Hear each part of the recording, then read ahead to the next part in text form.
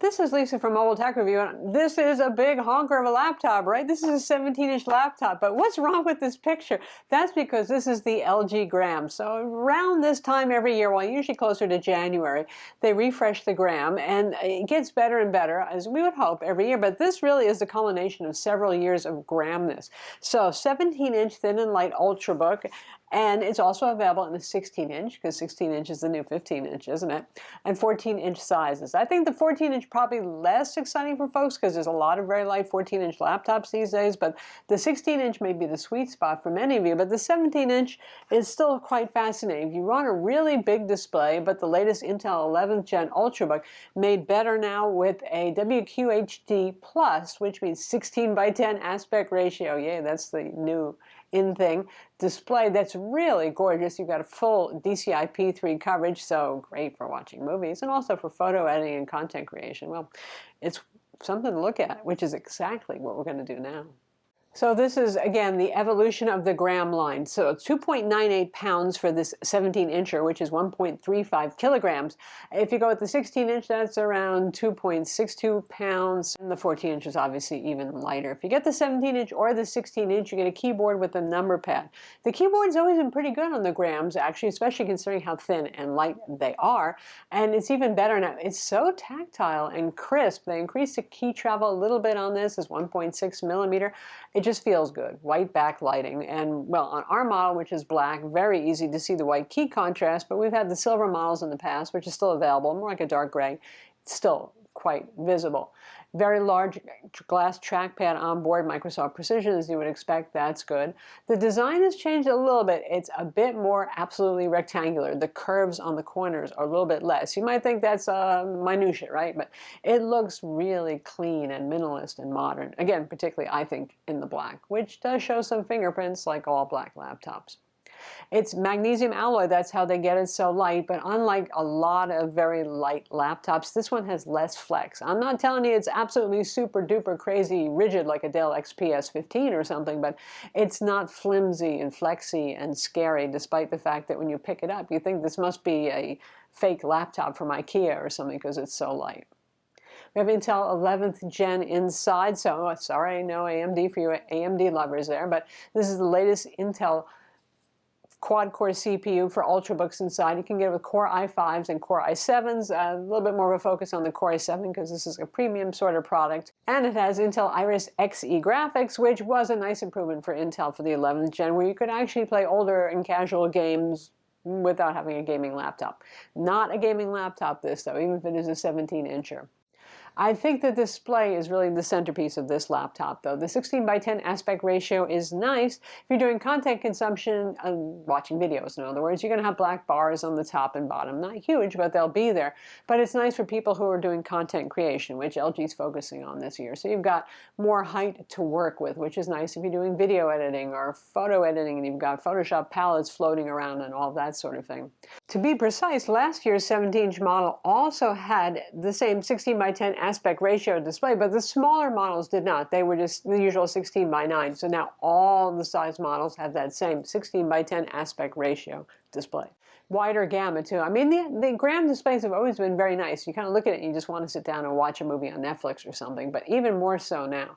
But the fact that we've got full DCI P3 coverage is great for video editors and for content consumers, because that's pretty much standard for wide gamut video. For photography, you've still got pretty good Adobe RGB coverage for print photography, I should say. You can see the metrics on screen. Obviously, if you're doing photography for the web, then sRGB is all you care about, which is also covered in full. It's a nice display, good contrast, good black levels too on this IPS display. The only thing is that it's glossy, and this is a non-touch display. Now, it's not that icky kind of glossy that looks like it's not laminated, you know, like it looks like there's plate glass over a display or something. It looks quite laminated and not weird or anything like that, but it's very shiny. So if that's an issue, given the environments that you use your laptop in, very bright or something, it's something you do want to keep in mind. Also, ours is non-touch, and as far as I've seen, it looks like they're rolling mostly with non-touch. They do make convertible versions now too, so those obviously are both convertibles and touchscreens. There's that. In terms of performance, Intel 11th Gen quad-core CPUs, performance is where we expect. It's not leading the pack, though, because LG clearly focused on making this pretty quiet and not too hot. So they could run the CPU hotter is what I'm trying to say, but they don't. And the integrated graphics on this, it's not a slouch, it's just not as fast as, say, the Razer Book, which is one of the fastest with Intel 11th Gen CPUs inside for Ultrabooks.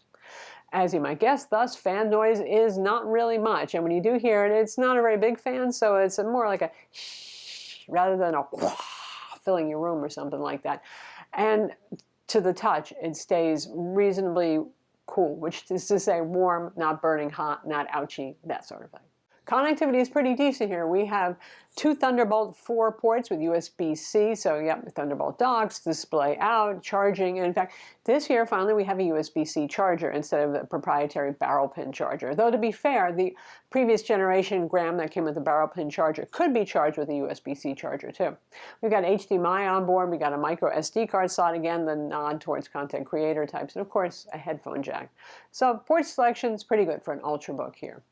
Sound is also pretty good. The Gram is never disappointed. I mean, this is not, oh my God, 16-inch MacBook Pro level sound, but the two stereo 2-watt speakers sound pretty good, and we have a 5-watt smart amp too to help improve audio quality and in theory headphone quality as well. And as always, this DCX Ultra branded audio on board. Pricing on this is a niche item, obviously, for those of you who want the most ultralight, ultra portable laptop, which in 2020 maybe not so much of a thing because we weren't traveling much. Maybe someday again in the second half of 2021 it will be a thing. But even for those of you who just don't want to a lot of weight on your legs when you're working or whatever it is, it's fine. So you're going to pay for that. Now, the 14-inch starts, the cheapest one at $999, but that one is the only one you can get with a Core i3, and that's what you get for that price. So not so desirable. So really more like $1299. The 16-inch, you can get a $1399 configuration. That's pretty appealing with the Core i7, 16 gigs of RAM, and a 256 gig SSD, or you could spend more and get more storage. Our 17-incher is the most expensive, and pretty much it's the full-figured model. There's no like slumming it with a Core i3 sort of thing. So it's expensive. It's $1799. You get a terabyte M.2 NVMe SSD, 16 gigs of RAM, and a Core i7 CPU on board. So yeah, you're going to pay for it. But what about the internals? A few things have changed. We're going to check that part out now. Okay, nothing says passive-aggressively that you can take the bottom cover off, but you're not going to have fun doing it. Like a whole lot of rubber feet. Boy, these are very big, tall rubber feet that look like something I won't mention. And beyond the rubber feet that are on the corners here, we have little metal discs covering additional screw holes, which are really annoying to get out. They used to use rubber ones, mostly because there's very little area to pry. You don't want to, disturb the paint. Even a SIM ejection tool is too fat to fit in the gap. So get a really tiny jeweler's screwdriver, flathead to do it, and then you can take the cover off. Magnesium alloy, there it is, and inside, not a super lot you can do. Sadly, the older LG Grams had RAM slots, which was pretty exciting and unusual for Ultrabooks. They are gone. We do have one teeny motherboard. We have a lot of space right here, which is quite interesting. It almost looks like room for a second fan, but no, we have just one fan, which would be standard for an Ultrabook with integrated graphics. One thing that is nice, though, is we have two M.2 SSD slots. So to expand storage on this becomes obviously a lot easier there. And you don't see two slots on Ultrabooks all that often, and they even include the screw there in case you want to add your second SSD in there. And we have a 1 terabyte fast SSD in ours, SK Hynix, which lately they've been putting out some good SSDs. The very obviously 80 watt-hour battery, as they've always done with the big white cover on it, is right there. Yeah, there is plenty of space around all this. Yeah, speaker driver is right there, down firing obviously. And the Wi-Fi card is soldered on in the upper corner here in what looks like a separate board, though I feel like there's board underneath here, so maybe it's just as covered in this. But that's what you've got for your internals. So how about battery life? The Gram has always done decently enough. Same 80 watt-hour battery that we've seen from previous generations. The 16-inch also has the 80 watt-hour battery. The 14-inch has a 72 watt-hour battery. We're going to speak of the 17-inch, which is the one that we have with the 65-watt USB-C charger. And despite the fact that we've got the same battery capacity as the last generation, Intel 11th Gen is more power frugal. So we are seeing a bit better run times here. And I was managing 9 to 10 hours doing a mix of productivity, some streaming video, a little bit of Photoshop with brightness set to 200 nits. Obviously, if you're running it less bright or doing less demanding tasks or just streaming video, the battery will last longer. Likewise, if you're playing Skyrim or something like that, yeah, your battery run times will be shorter. So that's the insanely light, as always, LG Gram for 2021. And again, you get the idea. I like it a lot. Of course, it's a specialty item. You have to really want something that's not just thin, but super duper light. But if you do, and you're looking for Ultrabook level performance, and with a now 16:10 aspect ratio display with wide gamut, well, you know, it ticks a lot of boxes. And you've got Thunderbolt 4 on board, too. They're doing the right things there, I have to say. I'm Lisa from Mobile Tech Review. Be sure to subscribe to our YouTube channel for more cool tech videos, and thumbs up if you like this vid.